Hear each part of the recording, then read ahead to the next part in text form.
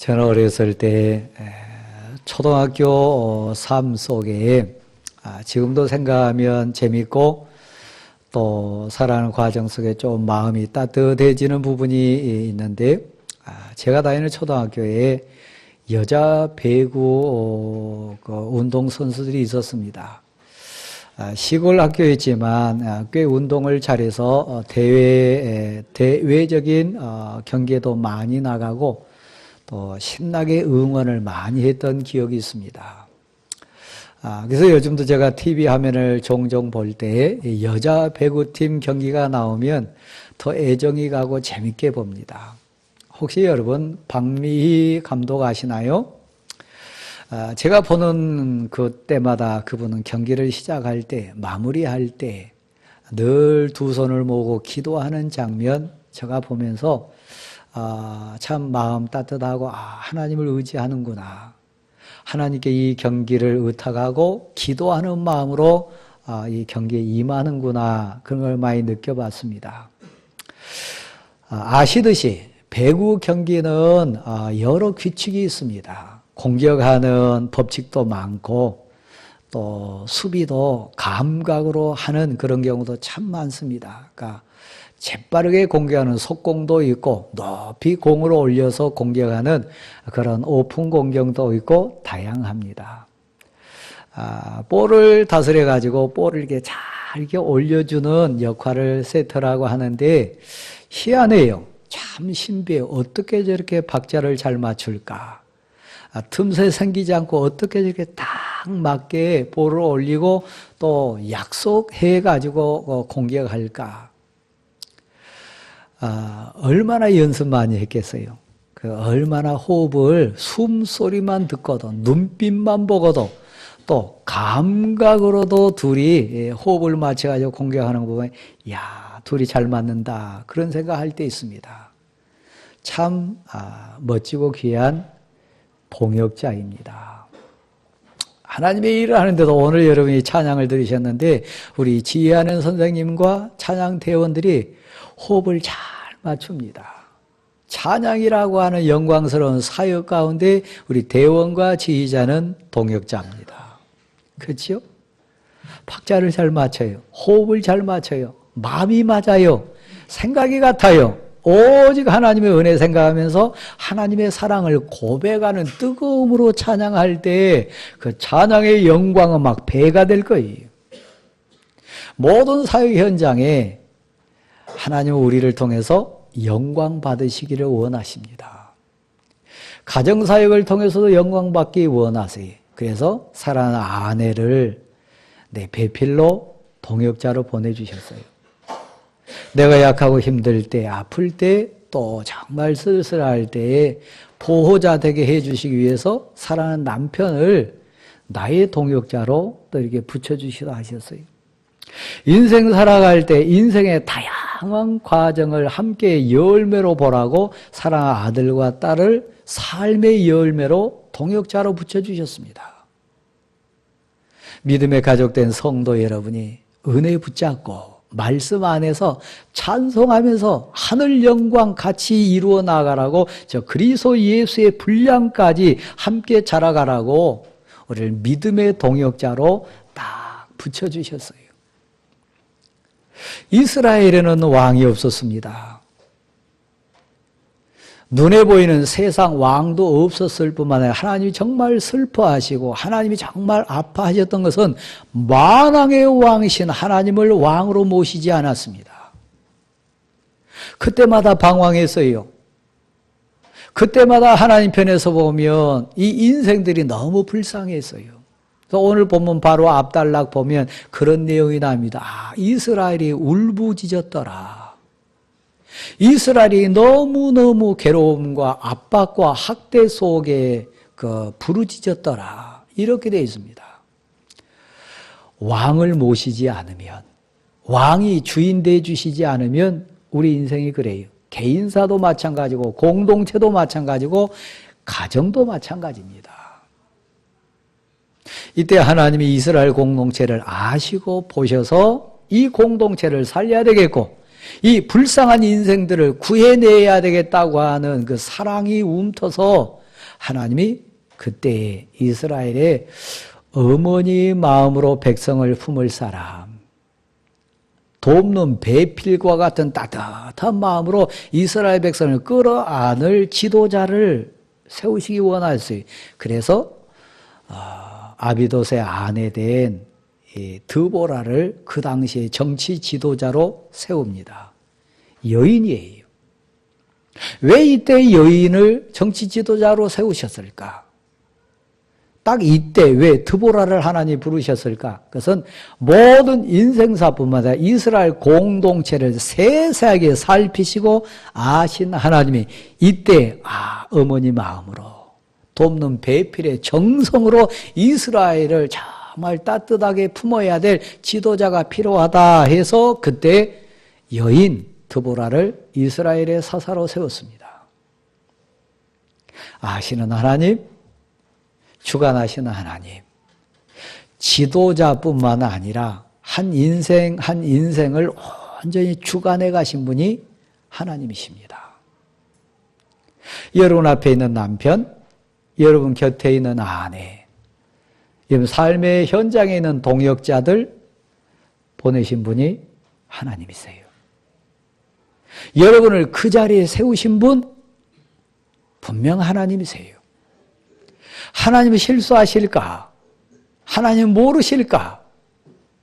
하나님은 그거 놓쳤을까? 아니에요.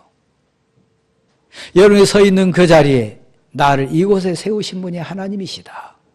내 생각에는 내가 이 자리에 안 맞다. 내가 생각했을 때 부족한 것 많다. 그렇게 괴로워하신 분도 계실 수 있어요. 그러나 여러분의 부족한 것 아시는 분 하나님이세요. 드보라를 그 당대에 사사로 세우실 때 하나님 걱정거리 있어서요. 드보라는 여자고 드보라에게 부족한 부분이 분명히 있었기 때문에요. 단순히 여자라서가 아니라 그 상황이 드보라가 감당하기는 너무 벅차고 드보라의 역량으로서는 부족한 게 많았던 거 하나님이 아세요. 드보라가 기도 많이 했을까요? 안 했을까요? 드보라에게 두려움이 있었을까요? 없었을까요? 그도 인생이니까 많이 두려웠을 거예요. 두려운 만큼 하나님께 매달렸을 거예요. 약한 모습 깨달은 만큼 하나님께 많이 부르짖으면서 구했을 거예요. 하나님 나 어떻게 해요? 이 일을 제가 어떻게 감당합니까? 왕이 없는 저들에게 만왕의 왕을 두려워할 줄 모르는 저 인생들에게 제가 어떻게 하나님 일을 대신합니까? 이들을 정치적으로 어떻게 이끌고 갑니까? 하나님 나 약한 거 아시잖아요. 나 보시잖아요. 얼마나 많이 기도했겠어요. 그렇죠? 여러분이 처한 상황, 여러분이 맡고 있는 직임이나 여러분이 감당하는 역할에 붙인 힘이 느껴지신다면 자연스럽게 기도하잖아요. 요나서 2장 7절 말씀을 한번 댁에 와서 보세요. 거기 보면 요나가 인생에 실패했어요. 인생에 지쳤어요. 선지자로서 사역 앞에 그는 미끄러졌어요. 왕을 모시지 못했으니까요. 만왕의 왕이신 하나님의 뜻에 불순종하다가 망했으니까요. 그래서 큰 물속에 뱃속에까지 빠졌습니다. 숨 제대로 쉴 수 있나요? 자유가 있나요? 뭐 빛을 볼 수 있나요? 마음대로 움직일 수조차 없잖아요. 그런 상황 됐을 때, 인생이 망했을 때, 인생이 실패했을 때, 그때야 그 물고기 뱃속에서 요나가 깨달은 거 하나 있어요. 내가 내 영혼이 지쳐서 내 영혼이 슬플 때 그때 여러분 누가 생각나요? 여호와께 기도하였더니 여호와께 아뢰었더니 그때 생각난 대상이 있어요. 하나님이요. 하나님 제가 망했습니다. 제가 약합니다. 제가 힘이 없습니다. 그 하나님, 저를 아시는 하나님, 이 상황에 주권자 되신 하나님, 그러니까 하나님, 저를 도와주세요. 내 영혼이 지치고 내 영혼이 슬펐을 때 여호와를 생각하였더니 여호와께 부르짖었더니 여호와께서 성전에 응답하시고, 이런 표현이 나옵니다. 오늘 여러분 성전에 오셨어요. 하나님께 사정 아뢰기 위해서 왔어요. 도와주세요. 구하기 위해서 왔어요. 또 하나님께 아뢰기 위해서 왔습니다. 드보라의 기도를 이해합니다.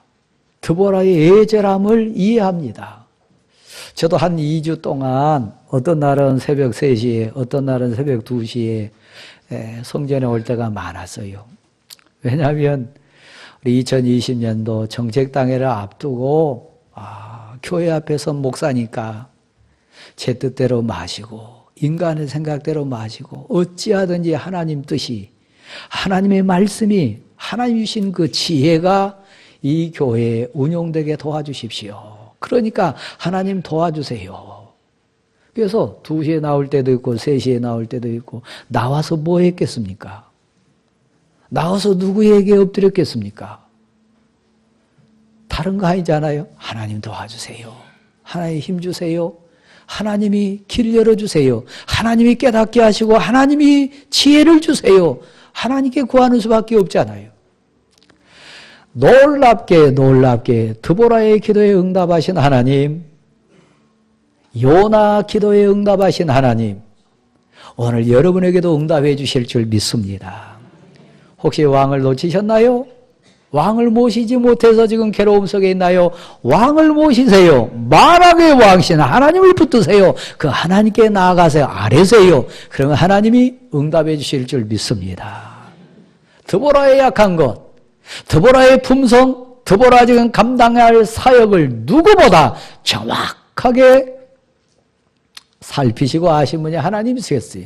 그래서 오늘 본문에 보면 바락이라고 하는 가장 멋지고 가장 아름다운 헌신자를, 드보라의 약한, 드보라가 부족한 모든 것을 한순간에 다 커버해 줄 수 있는 믿음의 동역자를 다 붙여주십니다. 드보라가 기도 응답 받은 거지요. 드보라가 확신 가운데 섰지요. 그래서 이 바락 앞에 사람을 보내가지고 명합니다. 여호와께서 이렇게 너에게 명하셨느니라. 여호와께서 너를 부르셨느니라. 여호와께서 사사된 나에게 너 동역자로 일하라고 명하셨느니라. 그러니까 빨리 오라. 너 사명자라. 내 동역자로 오라. 명해서 불렀습니다. 여러분을 세우신 하나님, 여러분의 선하고 복된 동역자도 보내주실 줄 믿습니다. 여러분을 세우신 하나님, 여러분의 약한 것 아시고 사람이 됐든 물질이 됐든 또 환경이 됐든 하나님이 주관해 가 주실 줄 믿습니다. 그래서 담대하게 여호와의 말씀과 기도의 응답에 의해서 확신 가운데 드보라는 사람을 보내가지고 명합니다. 네, 여러분 오늘 본문에 보면 바락이라고 하는 동역자가 나오는데 너무 아름다워요. 너무 멋져요. 과연 여호와 하나님은 정확하시다. 여호와 하나님은 멋지시다. 역시 하나님은 만왕의 왕이시다. 내 인생의 왕이시다. 드보라가 그렇게 고백하지 않았겠어요?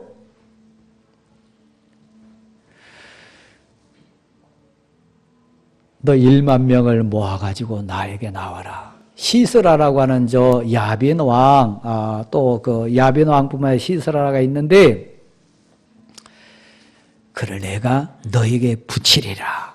너를 통해서 내가 승리를 얻게 하리라. 이 싸움은 나 여호와께 있느니라. 그래서 이미 확신 가운데, 응답 가운데 드보라의 말을 통해서 바락에게 전달이 됩니다. 수능시험뿐만 아니라 자녀 인생 앞에 사사의 역할, 선지자 역할 하시는 부모님 여러분, 사도행전 27장 읽다가 보면 똑같은 모습 하나 더 만나는데, 사도 바울이 파손되어가는 배 안에서 기도합니다. 밤새도록 하나님께 기도합니다. 우리가 다 죽게 되었습니다. 그러나 나를 세우신 하나님, 나를 보내신 하나님, 저 로마까지 갈 수 있도록 사명을 주신 하나님, 여기서 죽으라고 하실 하나님은 아니십니다. 이 배의 왕이실 뿐만 아니라 내 인생의, 내 사역의 왕이신 하나님, 막 풍랑이 일고 유라굴로 엄청난 파도가 일고 죽음의 파도가 몰려오는 그 상황에서 하나님의 사람 사도 바울이 애절하게 기도하는 모습 나옵니다. 그리고 앞을 보세요. 선원들 앞에 섰어요. 그에게 맡겨진 식솔들 앞에 섰습니다. 기도의 응답자로 섭니다. 말씀을 받은 사명자답게 담대하게 섭니다. 걱정하지 마라. 어젯밤에 나의 하나님, 나의 주인 되신 여호와 하나님께서 내게 말씀하셨느니라. 너희 죽지 않으리라. 하나님이 우리 건져주시리라. 반드시 육지에 닿으리라. 그러니까 걱정하지 말고 염려하지 마라. 소망을 전하는 자가 됩니다. 적어도 여기 앉으신 부모님 여러분이, 가족 여러분이 기도하시는 분이라면 가족 앞에, 사랑하는 자녀 앞에, 성도 앞에 그런 자 돼야 되지 않겠습니까? 어젯밤에 여호와께서 내게 응답 주셨다. 드보라의 고백입니다. 그래서 바락을 부를 때 막 사정하지 않습니다. 바락 앞에 나갈 때 주저주저 하거나 쭈삣쭈삣 하거나 부끄러워하지 않습니다. 담대합니다. 여호와 하나님께서 나의 왕, 너의 왕, 만왕의 왕이신 하나님께서 너를 통하여 이 민족 구하시기 원하신다. 이 싸움에 너를 사명자로 부르셨다. 나오라. 명합니다. 여러분, 확신이 있는 사람, 기도에 응답받은 사람이요. 올 한 해 이 11월 달을 걸어가면서 우리는 감사의 절기 맞습니다. 감사의 달입니다. 근데 최고의 감사가 있다면 뭡니까? 단순한 보리 몇 섬입니까? 은행 창고에 있는 돈 얼마? 이율 얼마입니까? 단순한 아파트 몇 평 생긴 거 그겁니까? 그게 감사가 아니에요. 진실한 감사의 그 핵은 뭡니까? 만왕의 왕이신 하나님이 내 인생 농사 지어주셨다. 영원한 왕이, 그 하나님 왕 되신 하나님께서 내게 동역자 붙여주셨다. 나를 통해서 하나님의 일을 하셨다. 나를 통해서 하나님의 영광 받으셨다. 이 고백으로 충만한 여러분 될 수 있기를 소원합니다. 드보라의 약함을 아신 하나님, 동역자를 선물로 준비하셨어요. 드보라의 부족한 것을 정확하게 아시는 하나님, 바락이라고 하는 최고의 동역자를 예배 놓고 계세요. 여러분에게 왜 남편이 있습니까? 왜 아내가 있습니까? 여러분에 왜 성도가 있습니까? 여러분 사회 현장에 왜 귀한 동역자가 있습니까? 내 부족함을 아시는 하나님의 선물이에요. 나의 약하고 모자람을 아시는 하나님의 도심이에요. 그렇습니다. 하나님의 뜻을 이루기 위하여, 하나님의 영광을 위하여 하나님이 내게 선하고 복된 동역자를 붙여주셨다. 고백입니다. 바락의 모습을 한번 볼까요?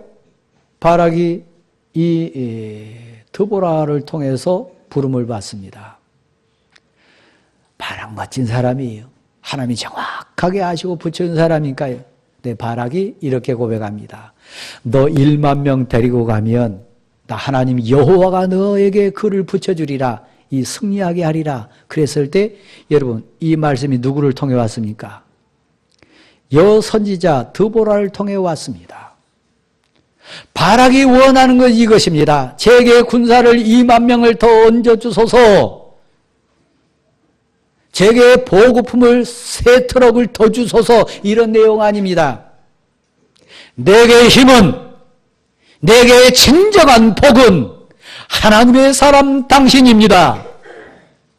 내게 진정한 선물은, 이 싸움터 나갈 때 내게 최고의 무기는 기도하는 사람 당신입니다. 내게 기도의 동역자 바로 드보라 선지자 당신입니다.